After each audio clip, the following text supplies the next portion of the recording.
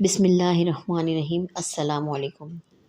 ایک شخص حضرت سعد بن نبی وقاص رضی اللہ تعالیٰ عنہ کے سامنے صحابہ کرام کی شان میں گستاخی اور بے ادبی کے الفاظ بکنے لگا۔ آپ نے فرمایا کہ تم اس خبیث حرکت سے باز رہو ورنہ میں تمہارے لیے بد دعا کر دوں گا۔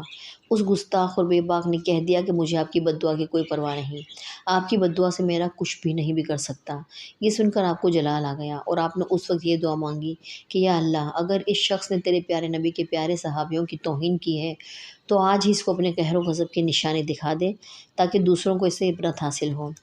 اس دعا کے بعد جیسے ہی وہ شخص مسجد سے باہر نکلا تو بالکل ہی اچانک ایک پاگل اونٹ کہیں سے دوڑتا ہوا آیا اور اس کو دانتوں سے پچھاڑ دیا اور اس کے اوپر بیٹھ گیا اور اس کو اس قدر زور سے دبایا کہ اس کی پسلیوں کی ہڈیاں چور چور ہو گئیں اور وہ فوراً ہی مر گیا۔ یہ منظر دیکھ کر لوگ دوڑ دوڑ کر حضرت سعد رضی اللہ تعالیٰ عنہ کو مبارکباد دینے لگے کہ آپ کی دعا قبول ہو گئی اور صحابہ کرام رضی اللہ تعالیٰ عنہ کا دشمن ہلاک ہو گیا۔